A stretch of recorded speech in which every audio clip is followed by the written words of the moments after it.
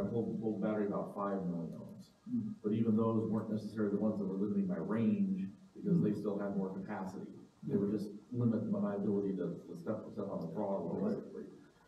But we are limited on time. So, well, thank you, Larry Ryan. We now have Webmaster Ryan, to be followed by our third Ryan, who has an interesting bolt acquisition experience to tell us about after that.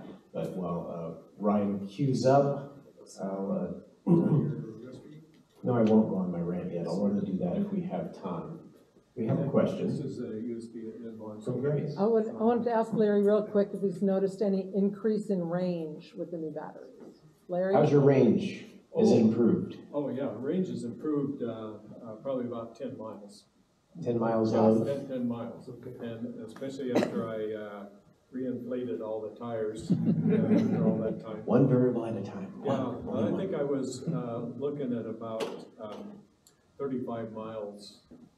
And then after I did this, 30% increase. Yeah, it did quite a bit. Okay. It's very noticeable. This question about replacing 6 cells comes up often with OEM cars, particularly Nissan Leafs, but we find those cells tend to age much more evenly than the hobbyist builds do, and the amount of labor it takes to disassemble and reassemble a Nissan Leaf pack is pretty cost prohibitive for just replacing a couple of saggers. So it's not something that is happening very much in the real world. Webmaster Ryan, are you ready? As I'll ever be. All right.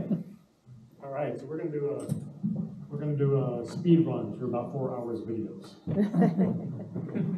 Let's go ahead and start with the meeting. So Jay and I are working on cleaning up an Elec-Trak garden tractor. Sorry, what's the model again? An E15. Well, who makes it? An General Electric. Produced in New York from 1970 through 1973, and then under lesser brands for a few years before most of the remnants were melted for scrap. So GE, just like GM in that regard? Yep. They killed the electric tractor.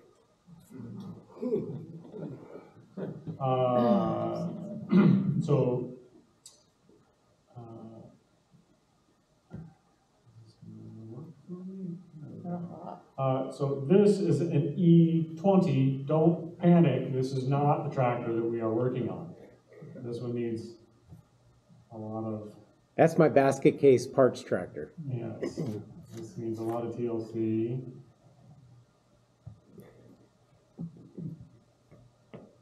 Scrub, here we go. The original charger, though, the toaster in front of that is a set of resistors used for field weakening, I believe, on the separately excited. Nichrome bands wound around a plate of asbestos. This should be right up the alley for that guy wanted old tech. Yes. All right. Let's see. And Ryan hasn't told you why he's resurrecting this beast. Yeah, so I might as well spill beans. It's not a big secret. So down in the Portland region, this is the E15 that we are restoring, which was previously restored, and has a pretty good website about that process. Which This was the tractor of Build It Solar fame. It lived its third life on a farm in Montana, then 2 seasons in my backyard, and now Ryan's finding its 5th life. yes, so down in the Portland, Oregon area is a YouTube channel, Transport Evolved, that has been doing, I think, what would qualify as the most journalistic channel on YouTube that I've seen. They do very good coverage of all OEM electric cars, the whole ecosystem. For years, they do a great job. And last year they asked for if anybody had ideas on electric lawn tractor that they might be able to get their hands on. And so I reached out and said, hey, I might have an Elec-Trak for you. So we're working on, This is great footage. It makes it look like I did all the work. yes. So that was removing the original batteries. And then here we had a control board right there that was had some resistors burnt out. I think these are also used for field weakening. So this is a very analog control system on these tractors. They are from the 70s, 80s. It's space age technology from the Apollo program. Uh-huh. Comprised of micro switches. Micro switches, resistors. The Apollo 13 in particular, right? Yeah. So here's a new control board. So these sets of resistors are put in series with the field, with the, Which would make it what kind of motor? we're doing quiz time? Yeah. Yeah, not at all. How about a shunt or compound wound series motor?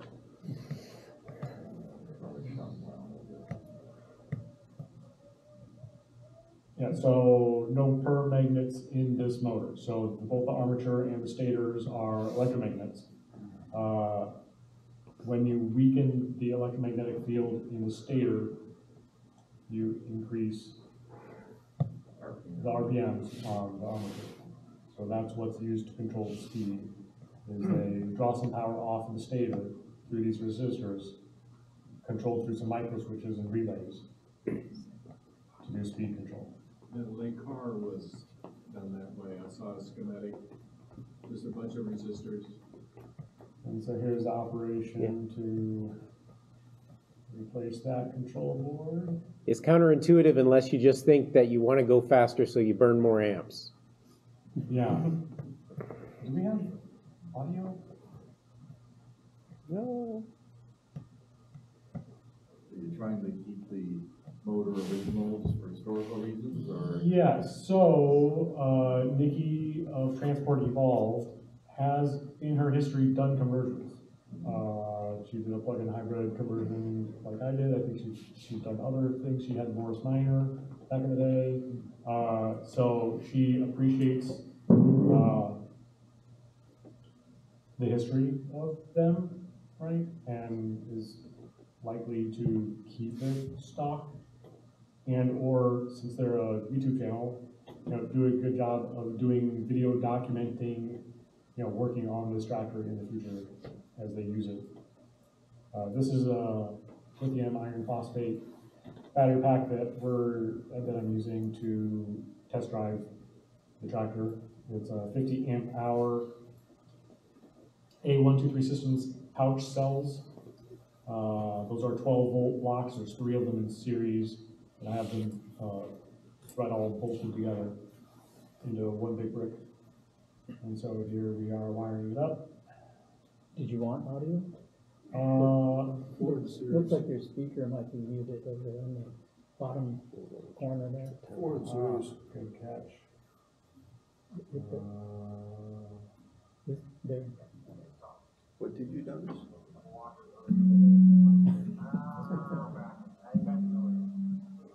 Yeah, the speakers on that laptop are not I- ideal. Oh, okay. But you can hear Second it time now. it's happened, we need an audio patch cord. Yes, we need an audio patch cord. Yeah. Or Let's Anyway, not. it's okay. Yeah. A picture's worth 1,000 words. I'll just. Well, Yes. since the words were coming from you, Jay, what did you say? 4 hours of chit chat. Yeah. We got about an hour's worth of work in. Yeah, pretty much. Mostly lots of humorous stuff about engineering jokes. Yes. Okay. All right, so here we are driving. This was practically equal to his very first EV grin 15 years ago. The joy on the boy's face. Where is the camera? I mean, it's like sitting on a pole or something? It's this thing. It's this thing. Well, I mean, Yeah. did you have it up on a pole? So yeah, it's on like a 3-inch selfie stick that's clamped onto the steering wheel. So you can see the stick and it kind of magic erases it out near the top. Sort of like a Mars rover. And the starts and stops are due to testing out different gears and measuring the amperage in each, et cetera, et cetera.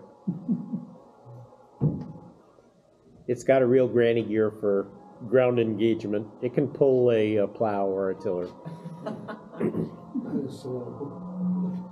Apparently can pull a SEVA webmaster also. But I'm giving this tractor a new home because I'll be adopting the E12, which is the permanent magnet motored version. So could dispense with all that Apollo Air technology and go back to just contactor control, pure contactor control, if desired. So here we're driving around. One odd thing that we noticed in here, we took the control panel back off, just testing with our hands the heat of the resistors to verify which ones are going into and out of the circuit in the different speeds. One observation, which is still the case to this day, and I think it is because we don't have enough copper between the battery and the rest of the tractor, is that when we're in a taller gear, right, that requires more torque for moving a tractor, as we go into higher speeds, it actually slows down and seems to sag more, right, as it's trying to do the field weakening, whereas in the low gear, the speed controls work as you would expect, and it steps to higher and higher speeds, and best guess is we just need No, the better weakening is you also lose torque when you speed it up, so you're. right, yeah. So a loss of torque in a taller gear, right? Just drains more power out of it than it has to give up. Like if I start my truck off in fifth gear by mistake, Yeah. then I think it's all coming to a halt and no more truck. Yes. So that shouldn't be the case. I mean, it should be able to go faster in taller gears originally, right? So I'm wondering, why it's behaving this way. And I think it's because we're not getting enough amps, right, to the control relays. It would have originally had what? It would have originally had 6-volt lead acids. How many of them? It's a 36-volt system, so Right, I mean, those things could dump several hundred amps. several hundred amps. I think it's because he bought salvage batteries from a camera shop. No. Did you buy salvage batteries from a camera? I did not buy salvage batteries. These aren't even. Look up balanced jag35.com. No. So there are 50 amp hour cells that are rated on the street to be 3 to 5C, right? So, yes. They can give up 150 amps, maybe 250 amps. So yes, they're probably. Well, those have an integrated BMS in them, right? No, we're driving them just raw. Okay. Some of those actually have current when they filter into them. No, not. And one module was lower than? And yes, so on this drive, there are 3 12-volt blocks, and I must have used one of the 12-volt blocks for running my air compressor or something. Before I assembled them and did not rebalance them, I'm using a 12-cell hobby charger, an IU charger. It's a really nice computerized. Those things are beasts. I love them. So after we got back from this drive, I noticed that it was balancing very heavily. 2 of the blocks were full substantially earlier than one of them was. So one of them was a lot more discharged than the others, not to the point that we had over discharged it. And the second trip back a couple weeks ago, just to drive around for half an hour in the backyard with a well-balanced pack, demonstrated the same thing. I think the next thing is I'm bringing another block, right, that can actually dish out easily 200 amps, right, between the 2 of them, right, and up to 500 amps at their peak discharge, and get some more copper between the things, just to see if that is what the issue is. Otherwise, I was pretty impressed by this. I ran the numbers a couple weekends ago. We came out, I did some modifications to the rear of this tractor so that accessories would fit on the back end. It's got stabber slots that the rear accessories slide into, which were covered up by this rear box. It's not original, it's a wooden box from the previous restoration. Moving on, accessories.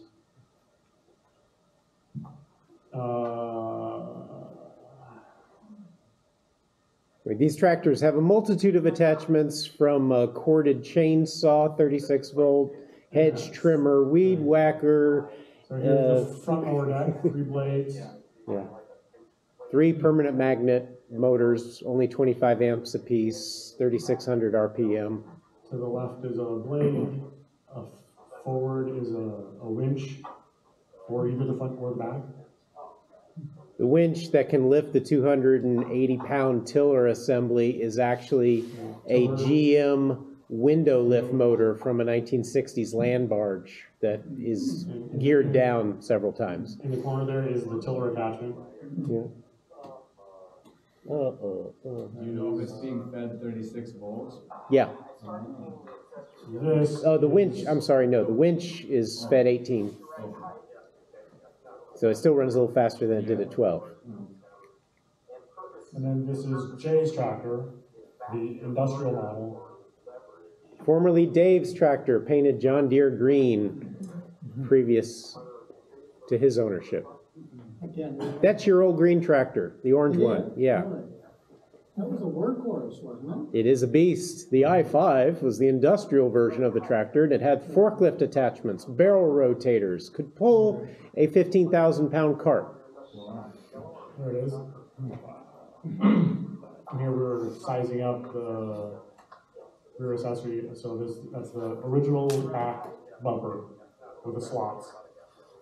The E15 that we're working on has a wooden box built around the outside of the metal box, which we got to working on later. How are we for time? So, It was a long day. This was during daylight hours. This is all at dusk, right before the dark. Click. That's the sound of the mower deck.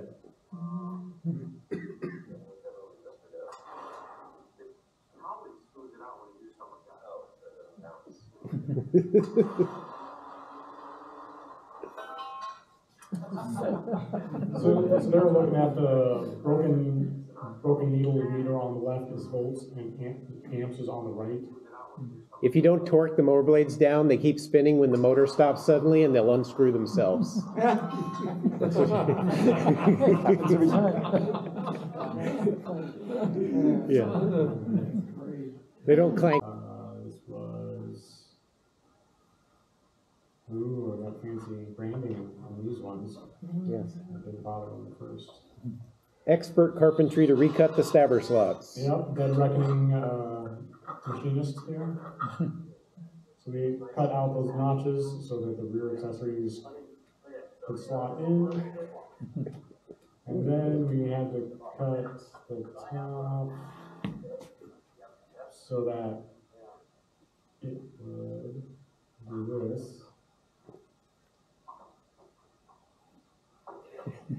Anybody getting seasick? So we can open it over the top of the winch. So there's that.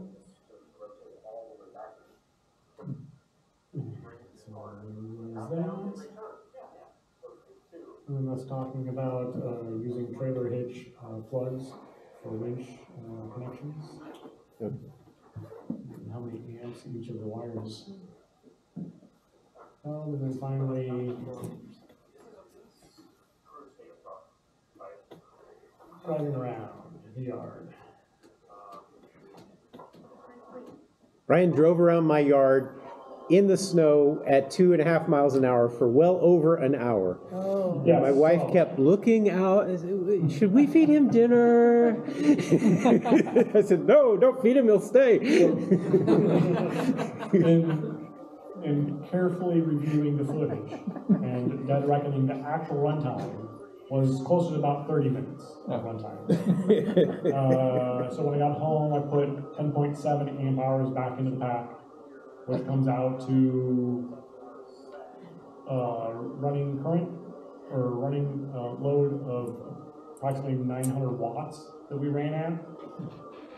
You know, running donuts in the yard, no accessories. Seemed about right. Well, how come the earth is so small? How come the earth is He's the little prince. You like that? Yes. How many millimeters is that lens focal length? It's infinite millimeters. As you can see, the entire globe fits into a sphere.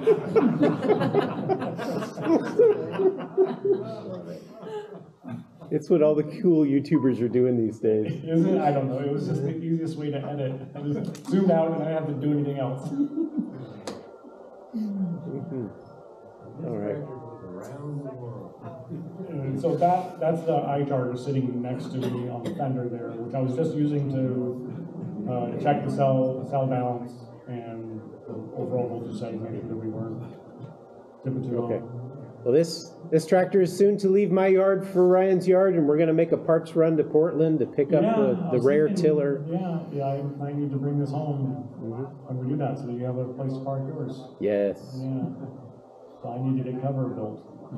Dave's partially restored tractor spent the winter in the snow, so that this one would not. And what is going to become of it after you're done? So it's going to be, I'm going to be donating it as many accessories as I can to Transport Evolved channel so that they can use it on their, so they used to live in the city and had a shop, and then during the C19 debacles, they moved out of their business suite for video editing stuff and moved out to the countryside. Jajab Gabor has nothing on these two British gals doing Green Acres. Yeah, so they've got gardens and chickens and some land, so they'll be doing videos of this tractor being used on their farm. Videos of this doing farming kind of stuff. Fantastic. They have one on the inside too, right? They have, Yeah, I understand they got Omar's inside. They have Omar's inside. They have Omar's inside. They picked that up 2 years ago or so, I think. Did you have an inside also at one time? I have 2 insides. Oh, okay. Yes, one with 300,000 miles that needs a second transmission swap, and one that is my backup driver. Well, thank you for the Elec-Trak insights. All right. And I'll cue up my little rant about the state of national electric vehicle infrastructure funding, but our third Ryan of the evening has a little tale to tell about his recent